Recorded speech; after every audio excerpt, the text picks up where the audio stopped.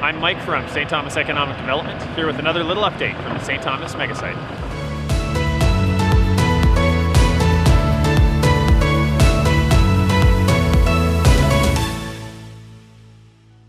Okay, we're here again on the site this morning to take a look at the Behemoth belly scraper. I'm joined today by Tyler. Say hi, Tyler. How are you? Tyler, tell us a little bit about this machine. This machine can move upwards of 50 cubic meters at each load. We haul it from where the cut is, we go to a fill, or we take it to a stockpile.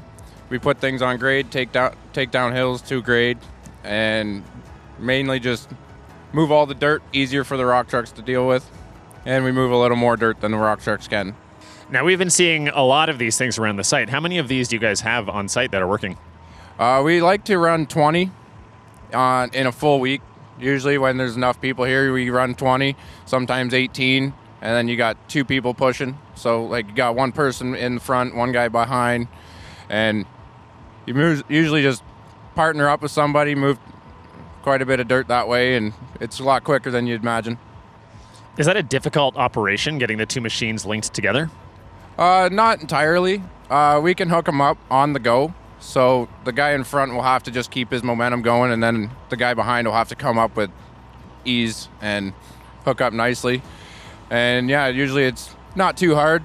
Some people have difficulty with it, but you get used to it. What kind of conditions are ideal for working with these machines? I assume it's better if it's dry, or is it better if the soil's a little bit moist? What do you look for when you guys get to work? Usually we don't really work when it's too wet because of how dangerous it can be, and they slide around, and that's a lot of weight to be messing with. So yeah, usually we do dry weather or damp. We'll work in some kind of dust, or if it rained for a little bit, we might pass through. Usually don't work in the rain. I've also heard that these machines have two engines, one in the front and one in the rear. Is that correct? Yeah, there's two pedals inside to control them both, so you got 2 feet on all pedals at all times. Now that sounds a little bit complicated, but do you think there's a chance I could get up there and give it a try? I don't see why not. Let's go. So walk me through just the basic controls here that I'm going to need to know to drive this thing. So you got a steering wheel. You can adjust your steering wheel, pulling that down wherever you feel comfortable. You got 3 pedals on the floor. There's the far right is your front motor. The second one is your rear engine, and then this one is your brakes. What about this front thing here? How do I control that? So that is a bail. That is what hooks you up to the guy in front of you and makes it easier for the guy in front of you to pull you. So that won't break when you're getting jarred through a cut. So when you pull it up, it goes back up, and then if one click goes up, the second click will undo your cushion hitch. And tell us what the cushion hitch does. The cushion hitch takes all it's pretty much a bounce forgiveness, I like to call it. It reduces how much the bounce comes from the bowl from the cab, so it's easier on the machine too. So the middle one controls the apron, and which holds the material in the bowl. So pull it back towards you, it'll open. So that is what will allow the dirt to fall out of the bowl so you can create your lift for that spot you're working on.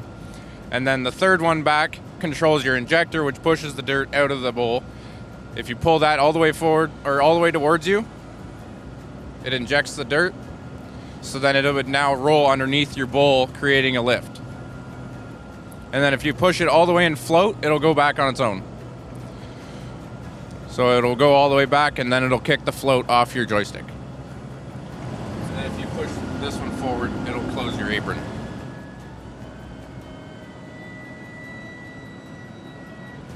Perfect. Are we ready to get out and do some work? Of course. Let's try to not wreck the big machine.